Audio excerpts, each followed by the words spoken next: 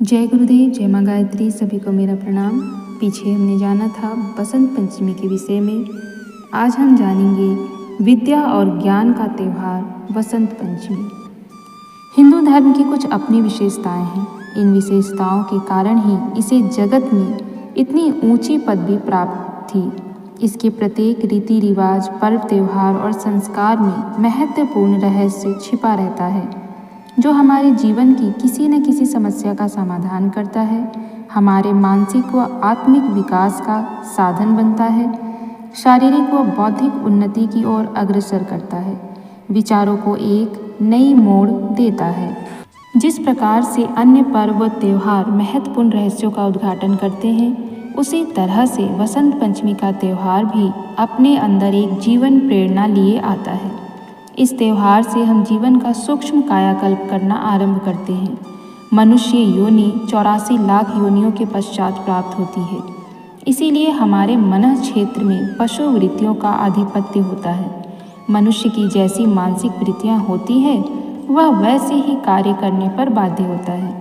शरीर के कार्यों का संचालन तो मन के विचारों पर निर्भर करता है।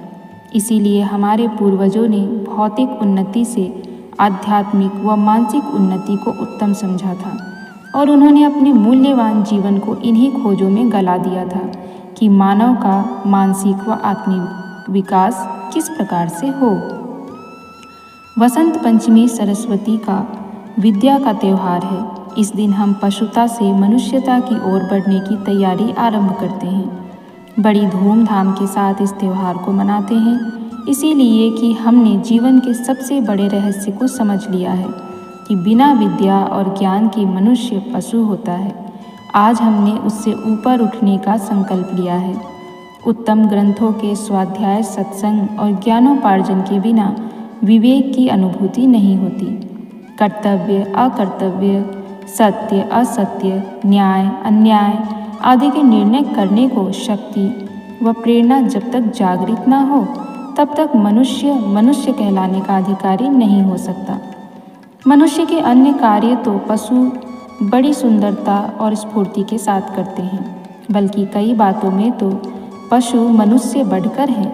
मनुष्य की श्रेष्ठता तो उपरोक्त गुणों के विकास में ही होता है। वसंत का त्यौहार हर्ष व उल्लास का त्यौहार है। इसमें नई नई उमंगें उत्पन्न होती हैं। इससे हम शोभा और सौंदर्य की वृद्धि करना सीखते हैं। जिस प्रकार से ऋतु परिवर्तन होना आरंभ होता है, उसी तरह से हमारे जीवन में भी नवीन परिवर्तन का श्री गणेश होना चाहिए। वसंत के दिन लोग पीले बसंती नए कपड़े पहनते हैं। यह उज्जवल जीवन का प्रतीक है। इससे शोभा और सौंदर्य टपकता है। इसीलिए हर वर्ष जीवन में सौंदर्य वृद्धि के लिए इस दिन विचार करते हैं। हमारे अंदर जो मलिनताएं हैं, उन्हें दूर करने का प्रयत्न करते हैं। वसंत के दिन सरसों, अरहर व अन्य प्रकार के पीले फूल लाए जाते हैं। उनका अभिप्राय यह होता है कि हमारा जीवन भी फूल जैसा आदर्श बनना चाहिए। फूल खिलता है, संसार को सुगंधि देता है, वह किसी से कुछ मांगता नहीं, निरंतर देने का स्वभाव बनाए रहता है। जब मनुष्य उसके शरीर पर आघात करता है, तब भी वह दुखी नहीं होता, उसे क्षोभ नहीं होता, तोड़ने वाले के ऊपर क्रोधित नहीं होता, बल्कि शरीर त्यागने से पूर्व भी हंसते हंसते देवताओं, महापुरुषों व विद्वानों के गले की सजावट का माध्यम बनता है। उसका यह त्याग अनुकरणीय है। हमारा जीवन भी फूल जैसा बने, तपोमय हो, उज्ज्वल हो, यह प्रेरणा इस महान त्यौहार से हम ग्रहण करते हैं।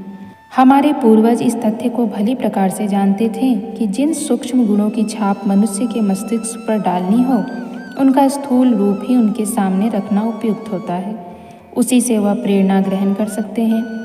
अपने बौद्धिक स्तर के अनुरूप ही मनुष्य हर एक विचार को अपनाता है। इस त्यौहार में भी ऐसा होता है।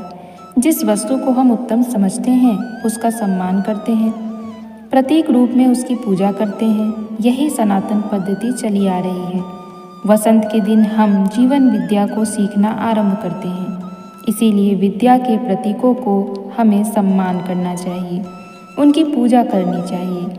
जिसकी हम पूजा करते हैं, जनता की दृष्टि में वही श्रेष्ठ गिनी जाती है।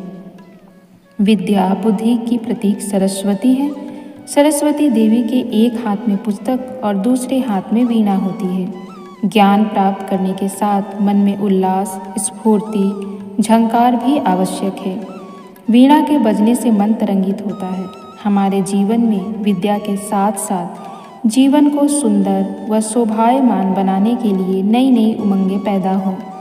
हम सरस्वती का पूजन करते हैं ताकि हमारे अंदर इन गुणों का विकास हो। इस दिन हम कागज, कलम, दवात की पूजा करते हैं क्योंकि यही शिक्षा प्राप्त करने के साधन हैं। इस दिन हमें विद्वानों का सम्मान करना चाहिए, उन्हें सम्मान सूचक पद देने चाहिए ताकि साधारण व्यक्ति भी इस मार्ग की ओर अग्रसर हो। आम लोग उसी ओर चलते हैं जिनका विशेष प्रकार से सम्मान किया जाता है। क्योंकि आजकल धनवानों की लोग कदर करते हैं, इसीलिए जनता की प्रवृत्ति अधिक धन प्राप्त करके सम्मान प्राप्त करने की है। इस प्रवृत्ति को हम एक नई मोड़ देना है। हमारे सामने हर वर्ष यह शुभ अवसर आता है, परंतु हम उसे केवल मनोविनोद में ही समाप्त कर देते हैं। जनता के दृष्टिकोण को बदलने के लिए हमें विद्वानों का सम्मान विशेष धूमधाम के साथ करना चाहिए। वेद शास्त्रों की पूजा व उनके जुलूस निकालने चाहिए। सिख लोग अपने पवित्र धर्म ग्रंथ गुरु साहब का जुलूस निकाला करते हैं। हमें भी यह पद्धति अपनानी चाहिए। शिक्षा और विद्या की वृद्धि के संबंध में जो विचार उत्पन्न हो उनको क्रियान्वित करने का प्रयत्न करना चाहिए। पुस्तकालय, स्कूल, पाठशालाएं बढ़ाने के प्रयत्न होने चाहिए। गायन, संगीत और भाषण के आयोजन होने चाहिए। उत्तम पुस्तकें लिखने वालों को पुरस्कार मिलने चाहिए। यदि हम उनको कुछ भेंट देने की स्थिति में न हो तो उनका विशेष सम्मान करना चाहिए। बच्चों को उत्साहित करने के लिए इनाम देना चाहिए। सरस्वती के चित्र का पूजन व जुलूस निकालना चाहिए। बसंत का त्यौहार हमारे लिए पीले फूलों की जयमाल लिए खड़ा है। यह उन्हीं के गले में पहनाई जाएगी जो लोग उसी दिन से पशुता से मनुष्यता, अज्ञानता से ज्ञान और विवेक से विवेक की ओर बढ़ने का दृढ़ संकल्प करते हैं और जिन्होंने तप, त्याग और अध्यवसाय से इन्हें प्राप्त किया है, उनका सम्मान करते हैं।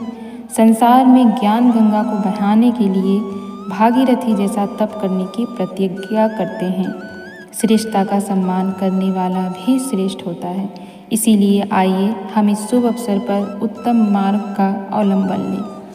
तो पूज्य गुरुदेव ने हमें समझाया कि वसंत पंचमी के दिन हमें क्या करना है, कैसे अपने अंतःकरण को बदलना है और कैसे पशु से मनुष्यता की ओर बढ़ना है, किस प्रकार से हमें अपने छुपे हुए गुणों को उभारना है और किस प्रकार से इस त्यौहार को मनाना है। आगे और भी जानेंगे कि इस त्यौहार को और किस तरह से हमें मनाना चाहिए, पूज्य गुरुदेव ने हमें क्या निर्देश दिए हैं। अगले वीडियो में अगली बातें। जय गुरुदेव, जय माँ गायत्री, सभी को मेरा प्रणाम।